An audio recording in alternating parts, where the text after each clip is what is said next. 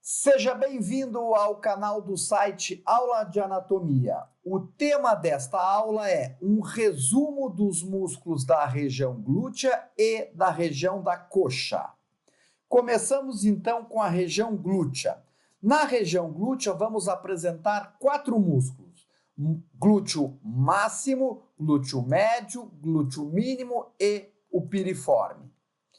O glúteo máximo é o maior dos glúteos, né? Ele tem basicamente toda a cobertura desta região glútea, em especial com a sua inserção aqui na região do sacro, na crista ilíaca, nesta imagem numa vista posterior e esta imagem numa vista lateral. E a sua inserção distal, aqui vocês conseguem visualizar bem as fibras, ele tem a inserção nesse trato iliotibial e na inserção aqui mais na tuberosidade glútea ou linha glútea, que é aquela linha da trifurcação da linha áspera. Basicamente, o glúteo máximo ele recobre toda a região glútea, mais na região superior que tu consegue visualizar um pouco de uma forma menos visualização da região do glúteo médio. Qual é a função do glúteo máximo? O glúteo máximo, como vocês estão visualizando nesse vídeo, ele é o principal extensor do quadril. Observa quando ocorre o movimento de extensão do quadril, como as fibras do glúteo máximo estão sendo ativadas e nessa ilustração elas ficam verde. E uma outra função que o glúteo máximo também faz é uma rotação. Como ele vai no trato iliotibial aqui, que é lateral, ele faz uma rotação lateral da coxa. Esse é o glúteo máximo. Logo abaixo do glúteo máximo, nós teremos o glúteo médio. Como vocês podem visualizar, o glúteo máximo foi recortado ou dissecado desta imagem para nós conseguirmos visualizarmos o glúteo médio, que vai ter a sua inserção no trocânter maior. Nesta imagem, vocês conseguem visualizar aqui a inserção do glúteo máximo, que foi rebatido, para vocês conseguirem visualizar o glúteo médio, que é o músculo que vai fazer qual função? O glúteo médio vai fazer a abdução da coxa e a rotação medial da coxa. E aqui cabe uma observação importante, que é muito comum os alunos fazerem confusão. Não é porque o nome do músculo é o mesmo, glúteo máximo e glúteo médio, que eles vão fazer a mesma função. Não. O glúteo máximo, como nós vimos anteriormente, ele é um extensor do quadril e um rotador lateral do quadril. O glúteo médio, ele é um abdutor do quadril e um rotador medial do quadril. Este é o glúteo médio. Abaixo do glúteo médio, nós teremos o glúteo mínimo, como vocês conseguem visualizar nesta imagem. Ele está inserido nesta região do quadril e vem ter a sua inserção distal a nível de trocânter maior do fêmur. Nesta imagem, vocês conseguem visualizar basicamente os 3 glúteos. O glúteo máximo rebatido aqui e rebatido aqui. Aqui vocês estão vendo o glúteo médio rebatido aqui. E aqui vocês estão vendo o glúteo mínimo. Nesta imagem, a gente pode até ilustrar a inervação. O glúteo máximo é inervado pelo nervo glúteo inferior e o glúteo médio e mínimo é inervado pelo nervo glúteo superior, que está aqui sendo marcado para vocês poderem visualizar. E o glúteo mínimo, ele basicamente vai fazer a mesma função que faz o glúteo médio, a abdução da região da coxa e a rotação medial. Nesta imagem, nós retiramos a porção do glúteo médio, mostrando somente o glúteo mínimo aqui e o piriforme, que nós veremos logo a seguir. Agora a gente visualiza o piriforme. O piriforme é esse músculo que tem basicamente logo inserido abaixo do glúteo médio, e o piriforme ele tem um elemento importante que nós vamos apresentar numa próxima aula, que é a síndrome do piriforme. O que o piriforme tem de anatomia muito relevante? Logo abaixo do piriforme está o trânsito do nervo isquiático. Algumas pessoas vão ter o nervo isquiático basicamente cruzando pelo meio da fibra do piriforme. E isso vai ser uma condição neuromuscular que afeta esse nervo isquiático por causa dor na região interna do quadril e na região das nádegas. Isso vai caracterizar como a famosa síndrome do piriforme. Por quê? Porque esse nervo isquiático está transitando ao meio das fibras do glúteo médio e ele acaba sendo comprimido em demasia pela uma contratura do músculo. Como o nervo isquiático está constantemente sob pressão, ele acaba inflamando e provocando a famosa síndrome do piriforme. Mas não se preocupa, nós faremos uma aula em breve somente sobre a síndrome do piriforme.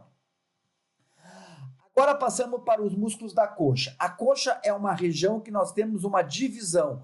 Nós temos músculos na região anterior, músculos na região posterior e músculos na região medial. Então, na região anterior, tensor da face lata, sartório e o quadríceps femoral. Esses são os três músculos da região anterior da coxa.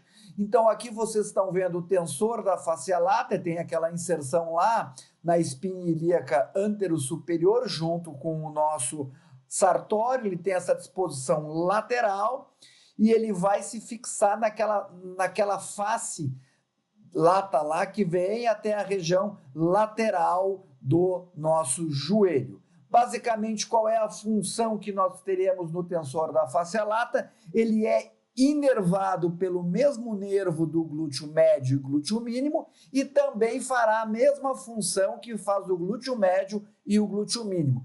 Ele é um abdutor do quadril e um rotador medial de coxa. Então, nesta imagem, que é uma vista anterior, vocês estão visualizando aqui a contração do nosso tensor, e nesta vista lateral, vocês também conseguem visualizar a atividade da contração do nosso músculo tensor da face lata.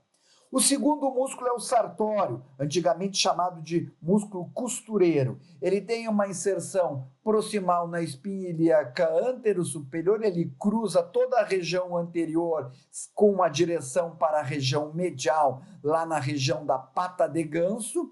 Ele tem essa inserção, olha como ele cruza toda a região anterior da nossa coxa, tendo essa direção de fibra para a região da pata de ganso. Aqui vocês estão vendo a função que vai fazer o nosso sartório. Ele tem basicamente várias funções. Ele é um flexor do quadril, ele é um abdutor da coxa, ele é um flexor do joelho. Basicamente, ele também faz a rotação lateral. A gente sempre ilustra para os alunos. Vocês fazem o 4, lembra daquela brincadeira quando a pessoa consome muito álcool, pede para ele fazer o 4? Esta é a função que faz o nosso sartório. Ele faz flexão de coxa, rotação lateral de coxa, abdução de quadril, como vocês estão vendo nessa ilustração, e flexão do joelho. Essa basicamente são as funções do nosso músculo sartório. E aqui vocês têm uma ilustração mostrando a região da pata de ganso, que são esses três músculos, sartório, grácil e semitendíneo. O sartório da região anterior, o grácil da região medial e o semitendíneo da região posterior da coxa. Esses três músculos vão nessa estrutura denominada pata de ganso. Depois nós passamos ao nosso quadríceps femoral, que é o terceiro músculo dessa região anterior da coxa. Esse músculo, essa porção do quadríceps a gente chama de reto femoral, e aqui vocês estão vendo que ele vem na espinha ilíaca antero-inferior e vai se fixar nessa patela. E aqui vocês estão vendo a função que ele faz. Ele é um músculo biarticular. Ele tem uma função no quadril, ele vai fazer a flexão do quadril, como vocês estão vendo nesta imagem, neste vídeo, melhor, ilustrando bem a flexão do quadril. Aqui está o nosso ilipsoas, que é um músculo que a gente dá na região posterior do abdômen, mas olha o nosso reto femoral auxiliando o nosso ilipsoas na flexão do quadril. E aí nós temos, na sequência, eu tenho vasto medial, vasto lateral e vasto intermédio. Essas três porções do nosso quadríceps femoral não vão a nível de quadril, ficam a nível de fêmur. E essas três porções, junto com o reto femoral, vão se fixar na estrutura da patela e aí eles vão provocar o quê? A extensão do nosso joelho. Observem neste vídeo a ilustração da extensão do nosso joelho. O quadríceps femoral é o principal extensor do joelho. E aí a gente resgata a informação anterior. Os três vastos, o vasto lateral, o vasto medial e o vasto intermédio, só trabalham na extensão do joelho. O reto femoral tanto trabalha na extensão do joelho como na flexão do quadril. Esses são os músculos da região anterior da coxa. Passamos agora a ver a região medial da coxa, onde nós vamos ter esse grupo que nós podemos, de uma forma resumida, dizer que são os adutores da coxa. Então, nós vamos ter o pectíneo, que é um músculo que fica bem proximal nesta região, ele fica fixo na linha pectínea aqui do nosso fêmur e vem até a nossa região de pubis. Depois eu vou ter mais uma imagem mostrando o nosso pectíneo. Aqui eu vou ter o grácil, que vem lá do túber e é aquele músculo que vai se fixar na pata de ganso. Mais uma imagem do grácil aqui com o conjunto dos outros músculos. Depois eu ilustro aqui o nosso grácil saindo da nossa região do pubis e vindo ter aquela inserção na pata de ganso. Depois eu tenho o adutor longo, que vem na região do pubis e vem até a linha áspera. Olha o adutor curto, olha o adutor curto, mais uma vez mostrando o adutor curto. E o adutor magno, que é o principal adutor que vem aqui na região do pubis e um pouco tendo uma fixação no túber isquiático, vai em toda a inserção da nossa linha áspera. E aqui vocês conseguem visualizar a função deste grupo de adutores. Observa a imagem num vídeo sendo ilustrado, né, uma imagem fixa e um vídeo ilustrando a função dos adutores. Os 5 músculos, pectíneo, adutor longo, adutor curto, adutor magno e o grácil, são os adutores da coxa. Aqui vocês estão visualizando o conjunto dos músculos adutores. Então, adutor curto, adutor longo, adutor magno. E aqui a gente mostra mais um vídeo para ilustrar bem a adução da coxa.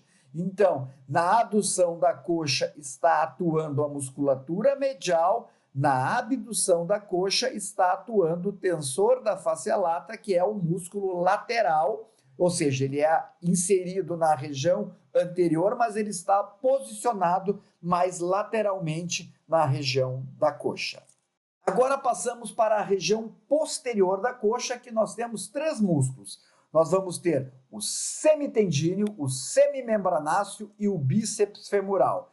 Então nós começamos com o semitendíneo, que vai ter a sua inserção lá no túber isquiático e vem na região da pata de ganso. Vocês estão vendo ele de forma isolada. Agora vocês estão visualizando ele no conjunto com os músculos posteriores da coxa. E ele basicamente ele é um músculo como os demais músculos da região posterior, que nós podemos considerar um músculo biarticular. Ele vai atuar no quadril e vai atuar no joelho. Então, ilustrando o vídeo, observa que ele faz a flexão do joelho, ele é um flexor do joelho, com a sua atuação no joelho. E ele vai auxiliar a extensão do quadril, tendo a possibilidade de auxiliar, neste caso, a extensão do quadril, o glúteo máximo. Esse é o semitendíneo. E o semitendíneo é o terceiro músculo da região da pata de ganso. É o sartório, o grácil e o semitendíneo, formando esse conjunto de músculos que vão se fixar na pata de ganso. Depois eu vou ter o semimembranáceo, e muitas vezes a gente ilustra isso para o aluno.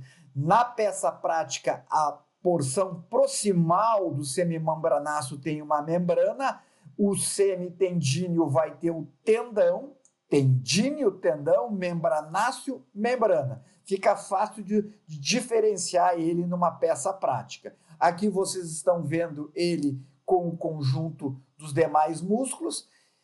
E aqui a gente vê o último músculo dessa região posterior, que é o bíceps femoral, com uma porção longa vindo no túber isquiático e uma porção curta que fica a nível de linha áspera. As duas porções vão se fixar na cabeça da fíbula. Aqui vocês estão visualizando a porção longa e a porção curta do bíceps femoral, e o conjunto desses três músculos, semitendíneo, semimembranáceo e o bíceps femoral, nós podemos agrupar como a região dos isquiotibiais. Essa musculatura tem o que em conjunto? Eles têm basicamente a mesma função. Vão trabalhar na extensão do quadril, auxiliando o glúteo máximo, e na flexão do joelho. Aqui vocês estão vendo o conjunto dos três músculos isquiotibiais, e aqui vocês estão vendo numa vista lateral a ação para ilustrar bem a flexão do nosso joelho. Observa, quando eu faço a extensão, eu estou utilizando o quadríceps femoral. Quando eu faço a flexão, eu utilizo a musculatura posterior, que são os isquiotibiais. Então, este vídeo numa vista lateral e este vídeo numa vista posterior. Observa nesse momento como ele vai fazer a extensão do quadril, ó, como eles estão ficando verde. Claro que neste vídeo nós retiramos o extensor maior aqui, que é o glúteo máximo, o principal extensor do quadril. Ele foi retirado neste vídeo para ilustrar a ação dos isquiotibiais auxiliando o glúteo máximo na extensão do quadril. Então, de uma forma resumida, esta musculatura posterior auxilia na flexão do joelho e auxilia na extensão do quadril. Por que auxilia? Porque nós vamos ter outros flexores do joelho na perna e o extensor do quadril também é o nosso glúteo máximo. Essas são as referências bibliográficas que foram utilizadas para a construção desta aula. Esperamos ter ajudado você a entender melhor, de uma forma resumida, os músculos da região glútea e da região da coxa. O nosso muito obrigado e esperamos encontrá-lo num próximo vídeo no nosso canal.